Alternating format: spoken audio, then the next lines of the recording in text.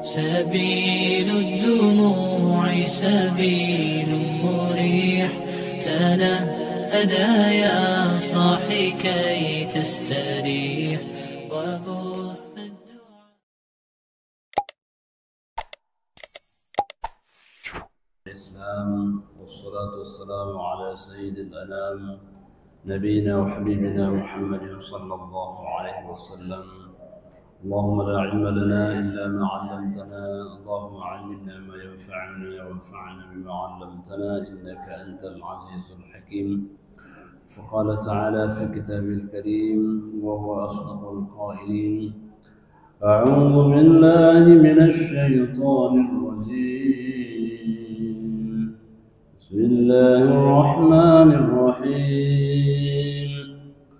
فبما رحمة من الله لنت لهم ولو كنت فظا غليظ القلب لانفضوا من حولك فاعف عنهم واستغفر لهم وشاورهم في الأمر فإذا عزمت فتوكل على الله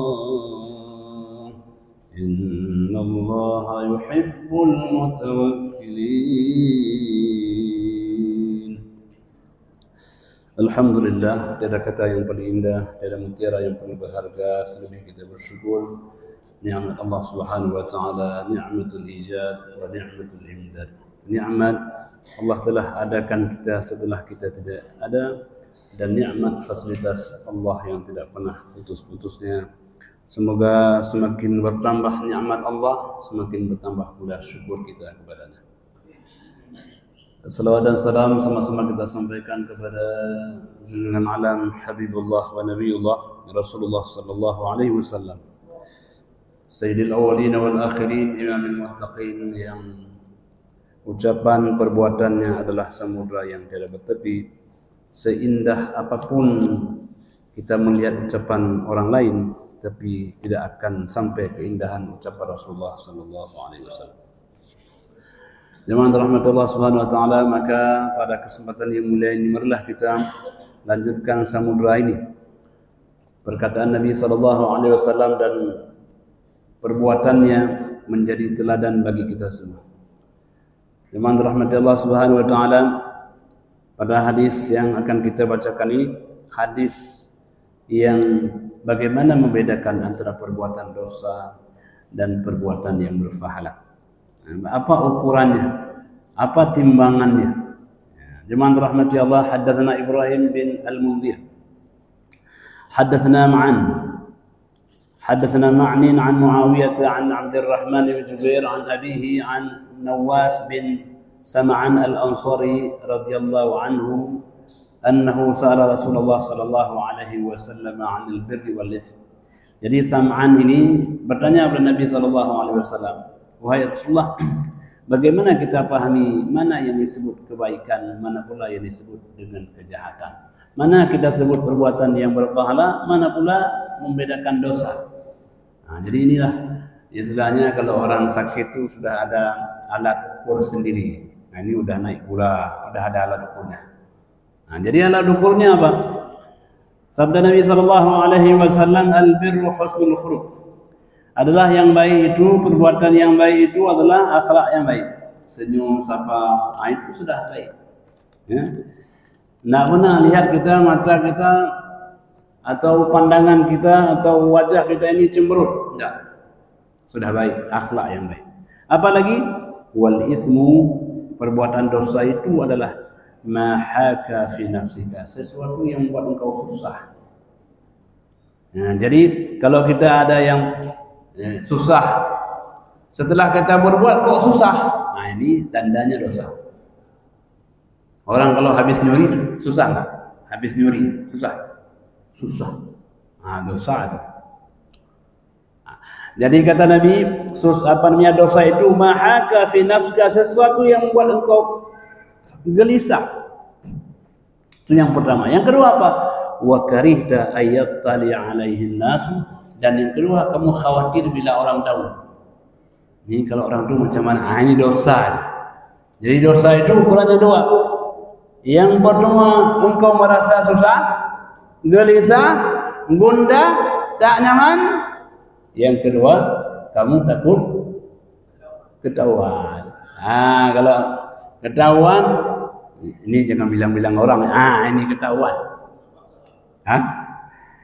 Inilah ukuran indikatornya. Inilah indikator apa cara ukurnya. Kalau ada dua itu pada perbuatan kita, jangan-jangan itu perbuatan dosa. Jadi mudah saja. Semua kita boleh bawa alat itu bisa ukur. Yang pertama kita kok gelisah, yang kedua kok takut orang tahu. Ini kalau tahu macam mana? Itulah saya juga takut. Itu tanda perbuatan dosa. Tanda, tapi tidak mesti berdosa, tapi itulah tandanya. Nah, kalau itu terjadi, misalnya kita ngomongin orang, kalau dia datang kira-kira mana? Ada dia. Itu dosa enggak? Dosa. Maunya kalau enggak dosa, makin ada dia senang kita malah kita serahkan suara dia dengar dia, kan? Itu. Jadi jangan ada dia. Itu tanda. Itu jadi jemaah rahmati Allah, Nabi telah berikan kita bagaimana ukurannya. Ya. Ukurannya itu. Yang pertama kita gelisah, yang kedua adalah kita khawatir ketahuan sama orang lain. Jadi kalau perbuatan berpahala senang kita, bahagia kita berikan sedekah orang. Kalau ketahuan susah enggak? Senang aja kita. Memang kenapa orang sedekah kok? Itu jawabannya. Tapi kalau nyuri, riba, namimah, fitnah, ya mesti ada rasa gelisah. Ternyata teman-teman rahmatullah, hidup ini mencari kegelisahan atau ketenangan? Mencari ketenangan. Ala bizikrillah tatma'innul qulub. Ingatlah, dengan berbuat zikir engkau menjadi tenang. Ternyata semua ibadah ini tenang. Salat ini tenang enggak? Tenang. Teman rahmat Allah Subhanahu wa taala, jadi sudah ada ukurannya. Bawalah ukuran ini kemanapun kita berada. Untuk apa, Pak?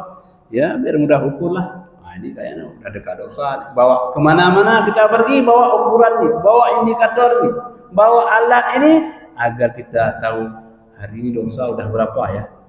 Kira-kira udah 3 kali tahu kita. Sebelum Allah beritahu, kita sudah bisa ukur ukuran awal. Itu. Jadi oleh karena itu jangan orang merasa tak pernah berdosa, padahal berenang di dalam perbuatan dosa. Kenapa? Karena dia tak pernah bawa alat ukur. Hamba Allah yang rahmati Allah Subhanahu wa taala, setelah kita bicara alat ukur, kita bicara apa yang kita ukur. Babul bukhl. Salah satunya adalah perbuatan bakhil. Bakhil apa itu? Pelit. Pelit apa? Pelit, ya pelit. Kikir. Dia rupanya banyak kata-katanya. Kikir, pelit, ya. Bakhil. Bakhil ini bertingkat-tingkat. Ada bakhil untuk orang lain. Kalau untuk dirinya tuh sebanyak apapun tidak apa-apa, asal jangan kasih orang. Ada juga bakhil jangankan untuk orang, untuk dirinya aja bakhil dia. Untuk keluarganya pun bakhil. Itu ada juga. Itu tingkat lebih tinggi lagi. Ada bakhil. Jemaah rahmati Allah, haddatsana Abdullah ibn Abi Aswad. Qala haddatsana Humayd bin Aswad عن الحجاج الصواف قال حدثنا أبو الزبير قال حدثنا جابر رضي الله عنه قال رسول الله صلى الله عليه وسلم Nabi sallallahu alaihi wasallam bersabda, "Man sayyidukum ya Bani Salimah?" Siapakah zaim? Siapakah pemimpin suku Anda wahai Bani Salimah? Nabi tanya, "Siapa man sayyidukum?" Ini pemimpin suku Anda ini siapa? Qala Jadd bin Qais. Ibnu Qais, namanya Jadd bin Qais. Ala anna nubakhiru, hanya saja ini kepala suku kami ini kami anggap bakhil, kriat. Bakhil. Kalau makan menghadap ke dinding, itu kan gitu ya. Kalau masuk warung menghadap ke dinding biar enggak nampak orang, gini. nampak bakhilnya. Nampak bakhilnya. Ada orang sini makan yuk. Ada gitu. Ada yang lain yang jangan sampai kelihatan orang. Kalau susah itu baru cari orang. Kalau susah cari orang ya. Tapi kalau lagi mudah dia menghindar, jangan ada orang. Ini model. Ada juga yang dua, kalau susah dia menghindar, tapi kalau mudah sini makan yuk. Ini lain lagi. Kita termasuk tipologi yang mana? Yang susah cari orang atau waktu mudah cari orang? Kalau udah susah baru cari orang. Jadi kalau ketemu dengan dia yang kita gak susah aja, mulai dari A sampai Z susah, akhirnya kita susah juga. Akhirnya orang kalau ketemu dia menghindar, awas tuh susah kamu, menghindar. Karena kalau ketemu selalu bicara yang susah. Kali-kali ajak makan ajak minum kan senang orang. Ini kan susah aja. Saya ini lagi susah, besok susah lagi. Jangan sekali-kali ajak orang, bikin orang senang. Jadi jemaah rahmatullah Allah Subhanahu wa taala, Nabi kemudian mengatakan wa ayu dawa'in adwa minal bukhur. Wa ayu dawa'in adwa minal bukhul. Kira-kira obat apa ini? Obat yang paling dapat mengobati bakhil. Kan penyakit. Orang bakhil tidak akan kaya. Dan orang kaya tidak akan bakhil. Harusnya. Tapi kalau ada orang kaya yang bakhil, itu tidak kaya. Kenapa? Karena yang disebut orang kaya apa? Orang yang bisa memberi. Itu kaya. Ya, karena faqidu syai' la yu'ti. Orang yang tak punya tak bisa memberi. Selama kita tak beri, kita miskin walaupun kaya. Dia miskin dalam kekayaan. Orang kaya dalam kemiskinan. Walaupun dia miskin, tapi dia beri akhirnya orang bilang ini kaya apa? Masa? Iya. Nah, maka Nabi walaupun belum miskin, tapi belum adalah orang yang kaya. Buktinya apa? Orang yang tidak punya mesti ke Nabi. Ya Rasul, saya tidak punya, ke Nabi. Padahal dia tahu Nabi miskin. Tetapi kenapa? Orang yakin Nabi itu adalah kaya walau dalam keadaan miskin. Maka hebatlah orang yang kaya dalam kekayaan. Ini akan hebat lagi orang kaya dalam kemiskinan. Itu hebat lagi. Akhlaknya, budi pekertinya, jiwanya itu yang kaya. Kalau harta kan relatif ya, relatif. Kadang-kadang orang bilang sekian kaya, ada yang sekian kaya, relatif. Tapi hati ini yang penting kaya. Jadi hendaklah kita kayakan hati sebelum kayakan harta. Memang sudah kaya kita hati. Ini jadi jemaah rahmatullah itu yang paling penting. Jadi jemaah rahmatullah kata Nabi, obat apa yang paling bisa mengobati orang bakhil? Bal sayyidukum Amr bin Jamuh. Bahkan pemimpin kalian, suku kalian namanya Amr bin Jamuh. Kenapa dia? Karena Amr bin Jamuh adalah wa kana Amr ala asnam fil jahiliyah, dia orang yang memang dia bikin berhala pada masa jahiliyah. Tetapi coba lihat, Nabi bedakan, memang ada konteks dia berbuat salah, tapi jangan lupa kebaikan. Ya kan? Kadang-kadang kalau orang salah lupa semua kebaikannya. Istri kita salah sekali, tapi baiknya berkali-kali. Hanya sekali dia salah, melupakan semua kebaikan. Engkau tidak pernah berbuat baik. Sekali dia berbuat salah. Jangan pernah seperti itu. Jangan gara-gara dia kurang sekali, selalu kita ungkit kekurangan yang sekali. Kita lupa kebaikannya yang berkali-kali. Itu tidak baik.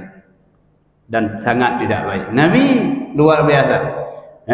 Mengatakan wa kana Amr ala asnam bil jahiliyah. Jadi Nabi mengungkapkan apresiasinya orang yang pada masa jahiliyah dia berhala. Tetapi dalam hadis dikatakan wa kana yulim Rasulullah sallallahu alaihi wasallam, tapi ketika ada perkawinan dia memberikan walimah, memberikan kenduri kepada orang, memberikan makan kepada orang. Memang salah satu sisi, tapi tak boleh kita melupakan kebaikan-kebaikan dari sisi yang lain. Ini jemaah rahmati Allah. akhlak yang baik tak boleh kita lupakan. Memang akhlak yang buruk harus dihapuskan, tetapi akhlak pun yang baik harus kita berikan penghargaan. Nah, itu. Nah, kan sering dalam keluarga siapapun, saya juga begitu. Nah, kalau suami sekali salah, dia bilang, bapak enggak pernah bawa pulang apa-apa. Enggak pernah pulang apa-apa. Nah, sekali aja lupa bawa pulang. Nah, istri juga begitu. Jemaah rahmatullah subhanahu wa ta'ala. Nah, jadi ini adalah al-bukhl, bakhil. Haddatsana Hammad bin Salam qala haddatsana Hushaim an Abdul Malik ibn Umair qala haddatsana Warrad katib Al-Mughirah qala kataba Muawiyah ila Al-Mughirah bin Syu'bah. Pada suatu hari Muawiyah menulis sepucuk surat kepada Mughirah bin Syu'bah, an uktub ilayya bi syai' sami'tahu min Rasulullah sallallahu alaihi wasallam. Nah, kata dia, tulislah kepada saya sesuatu yang pernah engkau dengar dari baginda Rasulullah sallallahu alaihi wasallam. Kata Muawiyah kepada Al-Mughirah. Muawiyah sahabat, orang yang dekat dengan Nabi. Tapi ilmu ini ambil dari siapa saja, dari mana saja, walaupun dari anak kita, dari cucu kita, dari pembantu kita. Ilmu adalah bermata, walaupun keluar dari lumpur yang hitam kelak, tetap dia berkilau yang akan menyinari dunia. Jadi jemaah rahmati Allah, kata Muawiyah, tulislah kepada saya apa yang pernah kau dengar daripada baginda Rasulullah sallallahu alaihi wasallam. Jadi haus ilmu. Jadi orang yang alim itu haus ilmu. Orang yang kaya itu haus harta. Makanya dikatakan bahwa ada dua pencari yang tidak pernah berhenti. Semua yang lain berhenti, tapi dua yang tidak pernah berhenti. Apa itu? Pencari ilmu dan pencari harta. Tidak ada orang yang berilmu, orang alim bilang saya pandai kali. Ya, tidak ada itu. Yang bilang begitu tidak alim. Tidak pernah ada orang kaya bilang saya akan kaya kali Pak, tidak perlu lagi harta. Ada? Ada enggak ada?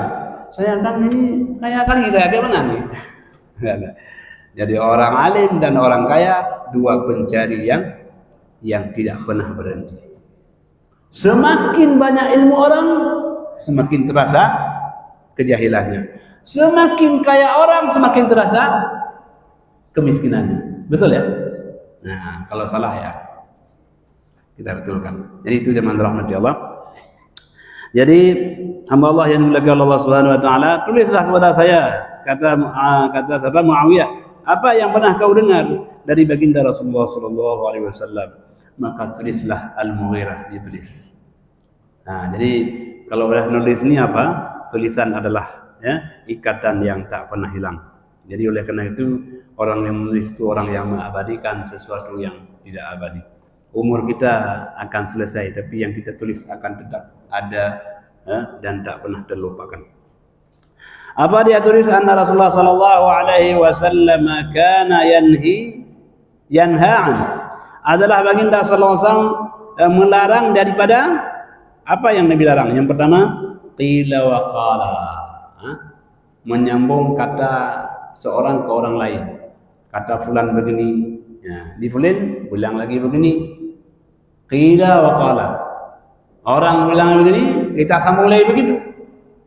Begitu, begini lagi. Akhirnya awal kata itu 1 meter, kita sampaikan 3 meter. Disambung lagi orang 5 meter. Sambung lagi 5 kilo. Itu qila wa qala. Kan? Qila wa qala. Yang kedua apa? Yang kedua wa idha'atil mali. Menyia-nyiakan harta. Jadi kalau kita punya harta, jangan pernah sia-siakan. Apa sia-sia? Bernafkahkan pada hal yang tidak berguna. Main judi, ya, minuman keras, itu punya. Tapi kalau bersedekah, enggak apa-apa. 1 miliar, kira-kira boros enggak? Sedekah 1 miliar, boros enggak? Enggak. Kenapa enggak? Karena hakikat yang kita sedekahkan titipan akan kita ambil kembali. Yang kita beri ini adalah yang kita simpan untuk kita ambil kembali di sana. Nah, itu jadi oleh karena itu makanya orang bersedekah 5 miliar, 10 miliar, dia sebenarnya bukan memberi, dia sedang menyimpan harta untuk diambil kembali. Kenapa kita simpan harta kepada sedekah? Karena tidak mungkin kita bawalah. Kalau orang meninggal bilang, nanti masuk ke kuburan ya, bisa enggak? Nah, kalaupun dimasuk, dimakan sama tanah, habis juga kan? Tidak mungkin. Maka yang kita sedekahkan adalah kita bilang, ini simpan ya, nanti di sana ambil lagi. Oh ya, oh boleh. Kata Pak BKM boleh. Nah, Pak simpan di sini, nanti ambil di sana. Di mana Pak? Di kuburan nanti. Oh sana. Jadi tidak ada yang sia-sia yang kita sedekahkan. Tetapi kan biasanya yang kita sedekahkan sedikit, enak. Yang tinggal banyak. Yang sedekahnya 2.000, yang ditinggal 2 juta kan gitu ya. Ada orang yang sedekah 2 juta tinggal 2.000. Nah, mungkin ada tapi lama kali adanya. Ada Pak orang sedekah 2 juta tinggal 2.000. Nah, ada tapi agak jarang atau jarang sekali. Jarang sekali pakai panjang itu. Jangan rahmatullah subhanahu wa taala. Nah, jadi oleh karena itu apapun yang kita sedekahkan itu tidak boros. Tidak ada yang sia-sia karena menyedekahkan itu adalah menyimpan untuk kita ambil kembali. Rabbi laula akhartani ila ajalin qarib la saddaqa wa akum minas salihin. Ya Allah, kalau boleh enggak saya jangan ditarik nyawa sebentar aja. Untuk apa? Mau sedekah. Nah, mau sedekah ya. Kenapa mau sedekah? Karena sedekahlah yang dapat mengalirkan walaupun kita sudah berada di dalam tanah. Sedekah ini kipas angin, entah listriknya apapun ini sedekah ini orangnya boleh jadi sebagian sudah meninggal dunia, tetapi karena sedekahnya masih berputar, maka dia merasa dingin di dalam kuburan yang sempit itu akan diluaskan oleh Allah Subhanahu wa taala. Kuburan itu kan sempit, tidak ada kuburan luas, sedikit ya. Tetapi dengan sedekah itu Allah luaskan. Wakaf kita itulah yang pertama sekali kita rasakan ketika masuk di dalam kuburan. Kan belum ada yang pengalaman masuk kan? Belum lah. Kalau udah ada pengalaman nggak akan balik lagi. Sekali pengalaman yang tidak akan kembali. Nggak bisa. Maka tidak ada cerita di sana bagaimana. Tapi kita dengar hadis Nabi Sallallahu Alaihi Wasallam. Nah, jemaah rahmatullah subhanahu wa taala, berbahagialah kita orang yang pernah mengantarkan jenazah. Berbahagialah kita orang yang pernah mengebumikan jenazah. Oh, masya Allah. Ini giliran dia ya. Nanti saya juga akan begitu. Akan ada rasa seperti itu. Maka orang yang datang yang salat jenazah itu dia mendapat pahala sebesar gunung Uhud. Kalau dia ngantar sampai ke kuburannya dapat 2 gunung Uhud. Besar sekali pahalanya. Cuma kita kadang-kadang ini kan kalau ada orang meninggal cukup di WA aja. Inna lillahi wa inna ilaihi raji'un. Kita anggap itu sudah selesai. Panjang kali itu. Inna lillahi semuanya. Bukan tidak boleh. Tapi itu tak cukup. Tidak cukup. Tidak bisa itu menggantikan salat jenazah. Tidak bisa menggantikan ngantarin ke kuburan. Harus praktek langsung. Nah, jemaah rahmatullah subhanahu wa taala, jadi yang pertama qila wa qala, menyambung-nyambung perkataan. Yang kedua wa idha'atil mali, menyia-nyiakan harta. Yang ketiga wa kasrati su'ali, banyak bertanya. Banyak bertanya bagaimana? Enggak penting. Nama ayah saya siapa? Untuk apa tanya sama orang nama ayah saya? Ya enggak penting. Atau ada pertanyaan yang pertanyaan itu menyusahkan orang. Pada suatu hari Nabi telah mengatakan Allah wajibkan haji bagi orang yang mampu. Ditanya sama yang tanya, tiap tahun ya Rasul? Untuk apa tanya tiap tahun? Kata Nabi, kalau saya jawab ya, maka pasti wajib dan kalian pasti nak mampu. Itu apa tanya? Jadi kalau ada beban jangan ditanya, kerjakan saja. Ditanya makin banyak ditanya makin nambah bebannya. Nah, jadi setiap tahun ya Rasulullah. Enggak pentingnya, kerjakan terus. Sudah, alhamdulillah. Nah, jadi jemaah rahmati Allah, janganlah kita bertanya sesuatu yang pertanyaan kita membuat orang lain berat karena ya. Hamba Allah yang dimuliakan oleh Allah Subhanahu wa taala tiga. Yang keempat, wa'an man'in wa hatin, dilarang pula dari melarang sesuatu kemudian dia sendiri mengerjakannya. Ini kita tidak boleh tapi dia kerjakan. Jangan. Harus konsisten. Ya, kita yang melarang, kita pula yang menidakkan. Nah, begitu. Konsisten. Man'an wa hatin. Jangan larang kemudian kerjakan. Nah, kita ini harus. Nah, tapi kemudian ketika dia tidak, nah, jangan. Man'an wa hatin. Kemudian yang kelima apa lagi? Wa uquqil ummahat, durhaka kepada ibu. Semua kita ada ibu dan ibu pula ada ibunya lagi. Jangan pernah kita durhaka kepada ibu. Bapak boleh? Tidak boleh juga. Tapi kenapa ibu? Ibulah yang pertama, nanti kedua baru bapak. Karena 3/4 hak kita ada sama ibu kita. Tidak ada orang yang bahagia karena durhaka kepada ibunya. So, bagaimanapun suksesnya akan gagal pada ujungnya. Karena doa ibu, doa yang tidak akan berhenti. Kita pernah dengar kisah Jurid ya? Kisah Jurid. Siapa Jurid? Jurid orang yang saleh. Bukan saleh namanya, kita bukan saleh. Ini memang saleh orang. Memang saleh orangnya. Jurid ini jemaah rahmatullah kalau dia salat tidak berhenti. Nah, sehingga ada orang yang iri hati karena ibadahnya. Maka dia carilah seorang wanita tunasusila untuk menggoda Jurid. Jurid ini di buah gubuk derita itu. Kalau orang masuk tidak ada kunci bisa masuk terus. Jadi cewek ini tadi ya sudah diumpankan oleh orang untuk menggoda. Jurid lagi sholat dia goyang-goyang enggak juga. Gimana? Dibuka baju habis enggak juga Jurid. Sholat juga. Marahlah wanita ini. Marahlah. Akhirnya bagaimana? Dia pulang, dia lihat ada seorang pengembala, dia ajak berzina. Setelah berzina dia hamil. Habis hamil, lahirkan. Setelah lahir, dia bilang, inilah. Kamu tahu Jurid? Orang yang saleh itu enggak, orang salah. Ini anak dia nih. Saya berzina dengan dia. Bayangkan. Kenapa kisah ini terjadi jemaah rahmati Allah? Karena pada suatu hari Jurid lama tak pulang ke ibunya. Kenapa tak pulang? Jurid sibuk dengan ibadahnya. Oh, ahli ibadah. Saking sibuknya dia lupa pulang kepada ibunya. Jadi makanya kalau yang masih ada ibu malam ini terus pulang. Pulang ke ibunya. Akhirnya karena tidak pernah pulang dia, sekarang ibunya yang pulang kepada dia. Jurid, kau tak datang kepada saya, biar ibu yang datang padamu. Jurid, tidak apa-apa.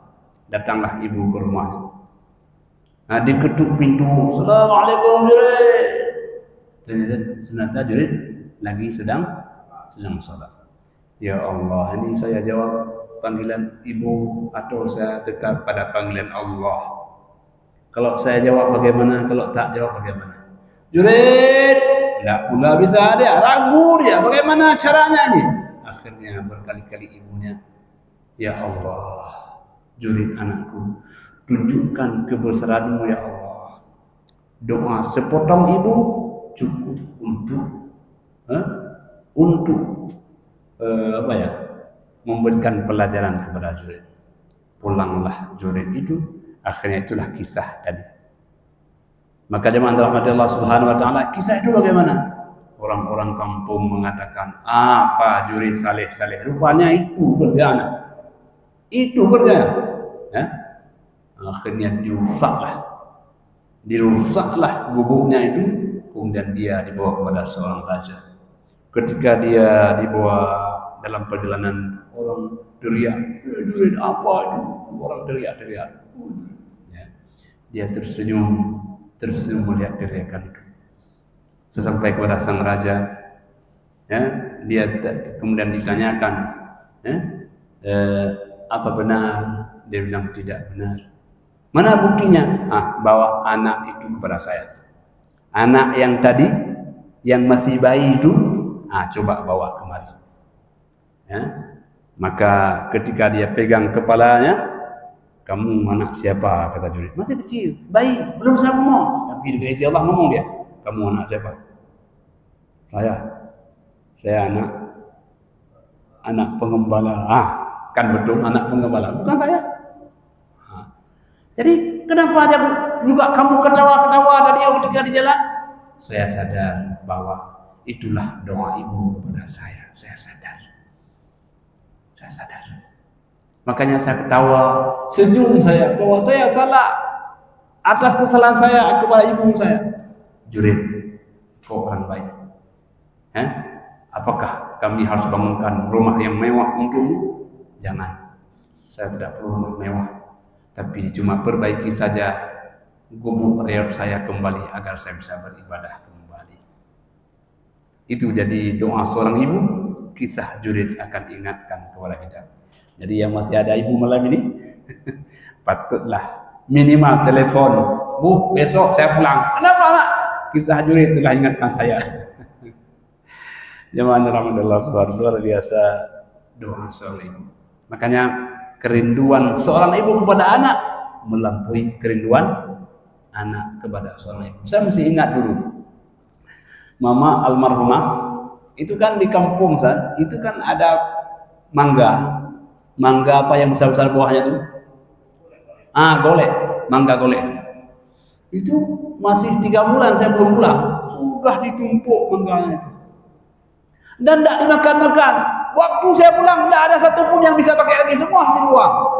Tapi mendingan boleh buang mangga ketimbang boleh makan. Masya Allah, ya Allah.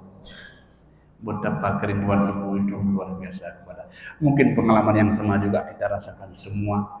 Kerinduan kepada anak itu melampaui ketimbang kerinduan anak kepada seorang ibu. Makanan itu rela basi dia karena enggak sanggup masuk ke dalam mulutnya, karena dalam air matanya adalah anak yang paling dia cintai. Jadi jemaah rahmatullah subhanahu wa ta'ala, enggak usah cerita kerinduan kita kepada ibu, tidak akan sebanding bagaimana ibu sayang kepada kita. Nah, jadi oleh karena itu kita kembali jemaah rahmatullah adalah wa uququl ummahat. Yang kelima adalah orang yang durhaka kepada, jangan pernah durhaka kepada ibunya. Dan yang keenam wa'dil banat, jangan pernah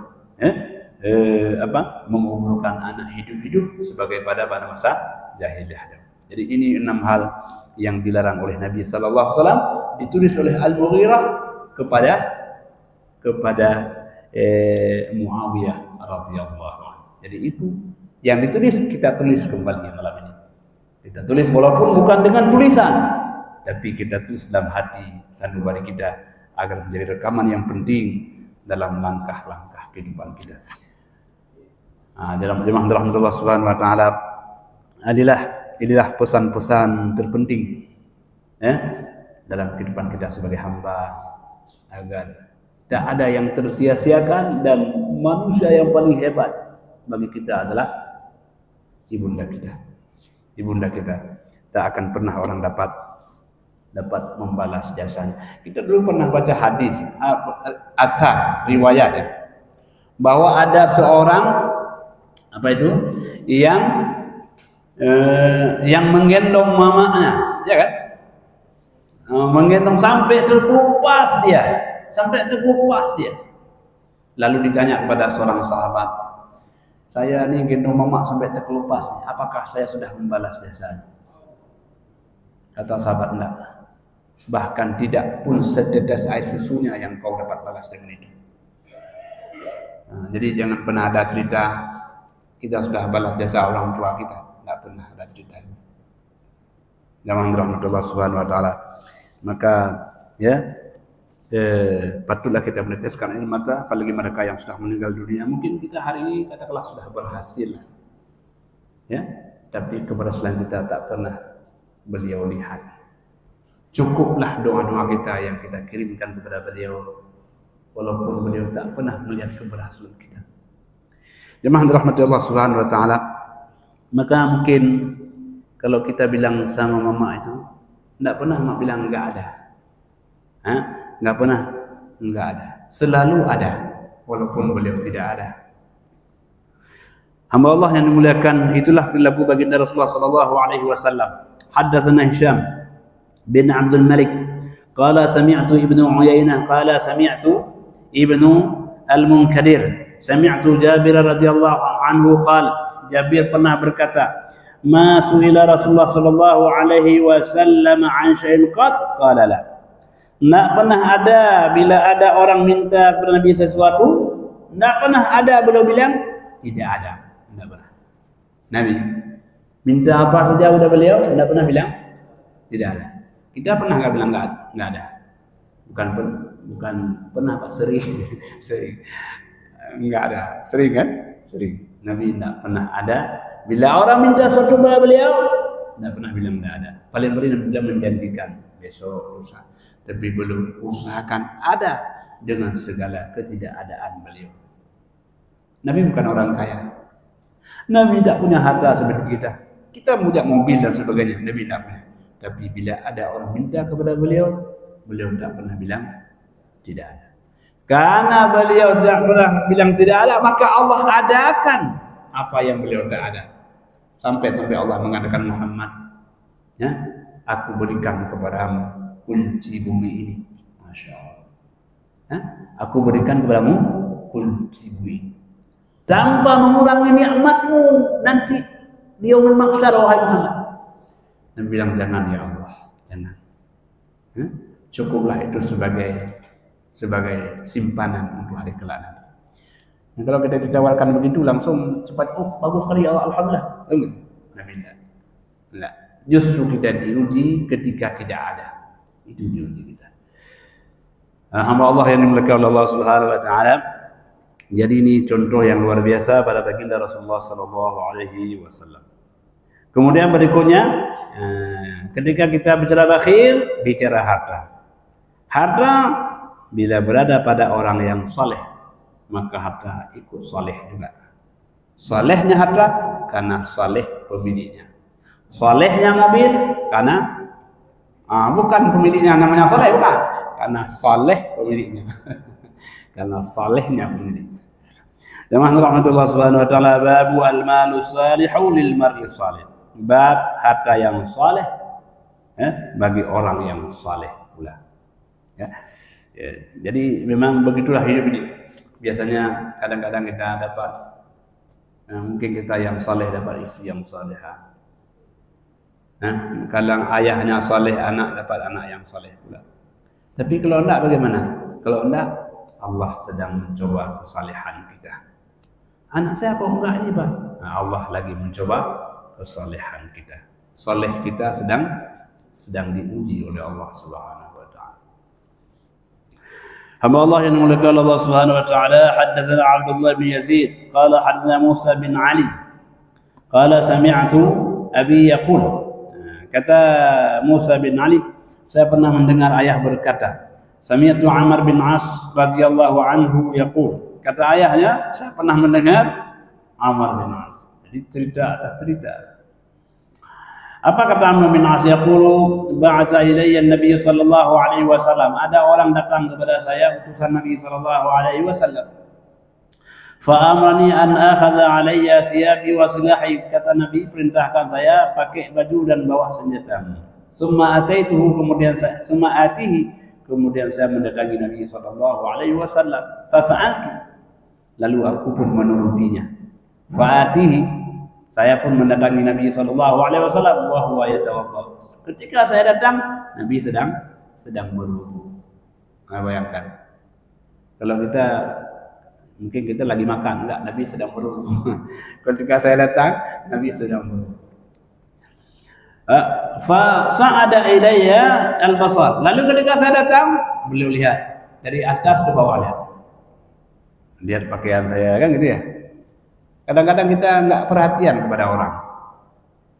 Nah, dan Nabi begitu perhatian kepada kita. Dilihat, wah, ini bagus sekali bajunya. Jadi Nabi itu sangat perhatian. Kita kalau pulang ke rumah perhatian sama istri ya. Udah pakai celak, udah biasa aja. Bang gimana bang? Alah biasa aja. Kasihlah sikit ponten. Oh masya Allah cantik kali, masya. Kan gitu. Ini dilihat pun enggak. Nah ini pulang ke rumah nanti kita lihat, kita pandang di sini. Cantik kali dia. Itu Nabi SAW beliau pandanglah. Siapa? Amr bin As. Dia toleh, Nabi tolehnya semua tak. Amr ini mantap, yang angkuh, memberikan apresiasi, penghargaan. Ya. Anak kita pulang bawa sertifikat, ayah ini dapat sertifikat, alah kamu, ayah lebih lagi. Masya Allah, Ananda hebat, mantap kali kamu ya. Nah, itu Nabi begitu memberikan penghargaan. Hatta kepada siapapun. Nah, kalau kita belum, bolehlah kita ikuti jejak Nabi SAW dalam memberi penghargaan kepada orang lain. Dan itu murah-murah saja, tidak pakai modal. Murah-murah saja, tidak pakai modal. Tapi bakhil kadang-kadang untuk keluar Jepang ini bagus sekali, bakhil kali itu, tidak akan keluar kata-kata itu. Mahalnya kata itu. Jemaah rahmatullah subhanahu wa ta'ala. Summa qal, Nabi berkata, ya Amr, inni uridu an ub'itsaka ala jaish. Saya hendak mengirimmu dengan satu tentara, dengan kelompok tentara. Fayughnimakallah, semoga Allah memberikan kamu ghanimah. Wa arghabu laka rughbatan minal mali salihah. Saya kepingin kamu nanti mendapatkan harta yang salihah, harta yang baik. Kamu orang baik, maka layaklah mendapat harta yang baik. Nah ini. Kalau orang baik dapat harta yang baik, disedekahkan, infakkan, ya kan? Makin banyak harta dia, makin senanglah orang lain. Kadang-kadang kalau kita banyak harta, orang lain senang. Kenapa? Karena ketika kita bahagia, kita ikut membahagiakan orang lain. Nah, ini sudah ada makan gratis. Kenapa? Jadi ada sedekah, saya lagi ada harta, Pak. Masya Allah. Jadi orang senang, orang doakan, ya Allah, berikan Bapak itu banyak harta, Pak. Kenapa? Kami senang beliau banyak harta. Kami pun banyaklah gratis. Senang. Didoakan oleh orang lain, padahal kita tak mendengarkannya. Dan doa seperti itu, doa bidwara'il ghaib, kita tidak tahu, dan itu mustajabah. Kenapa? Karena ikhlas sekali orang mendoakan kita. Ikhlas sekali. Tidak ada hubungan apa-apa kita sama dia. Tapi karena kebaikan kita, maka kita didoakan oleh orang. Maka mungkin kita bisa seperti ini, baca doa-doa orang lain kepada kita. Kita tidak tahu siapa. Justru Allah tahu siapa orangnya. Kita yang tidak tahu. Maka harapkanlah doa orang yang tidak mengenal kita. Orang yang tidak mengenal kita. Jadi enggak, kalau pakai motor atau pakai mobil kita parkir sembarangan, susah orang. Itu doanya apa? Ya Allah, susah saya, Allah balaskan susah sama dia ini. Nah, jadi oleh karena itu bikin orang senang, ya.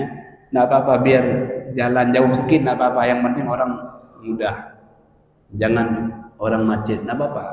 Jalan kita sedikit sambil olahraga kan bagus. Ya, olahraga. Jemaah rahmati Allah, kalau kita memudahkan orang, Allah mudahkan kita. Kalau kita buat orang lain senang, Allah senangkan kita. Kalau kita buat orang lain bahagia, Allah bahagiakan. Pasti Allah bahagiakan kita. Ya, yassiru wa la tu'assiru. Mudahkan, jangan kau persulit. Basyiru wa la tunafiru. Nah, berikan kabar gembira kepada orang lain, janganlah engkau membuat orang lain daripada. Nah, jadi Nabi kalau sudah datang, Nabi itu ramai orang mau duduk sambil beliau. Mau orang-orang enggak kasih tempat orang lain duduk, dia dekat dengan Nabi begitu. Hingga turun ayat, "Alladzina amanu, idza qila lakum tafassahu fil majalisi fafsahu yafsahillahu lakum wa idza qila inshuzu fanshuzu yarfa'illahu alladzina amanu minkum walladzina utul ilma darajat." Nah, orang kan kalau datang Nabi itu semua mau dekat dengan Nabi agar orang lain tak dapat tempat. Maka turunlah ayat, Bila dikatakan geser-geserlah, biarlah orang dapat juga sampai Nabi. Memang siapa sih nggak rindukan Nabi? Semua rindu Nabi. Tapi kasih kesempatan orang lain. Begitulah Nabi, orang yang dirindukan. Sejak dahulu masih beliau ada, sampai hatta beliau sudah tiada dalam dunia ini. Orang yang dirindukan. Jadi kalau kita ingin dirindukan orang, rindukan orang lain. Sebutlah nama orang lain. Niscaya orang juga akan menyebut nama kita. Alhamdulillah, mungkin demikianlah beberapa hal contoh-contoh akhlak Nabi yang merupakan samudra yang tiada bertepi. Tidak akan mungkin kita bicara satu hari satu malam, bahkan setahun pun, karena kayanya akhlak Nabi SAW yang menjadi teladan dalam hidup dan kehidupan kita. Demikianlah apa yang dapat kami bacakan, hanya kepada Allah sajalah kita akan kembali. Hadanallahu wa iyyakum ajma'in. Wassalamualaikum warahmatullahi wabarakatuh.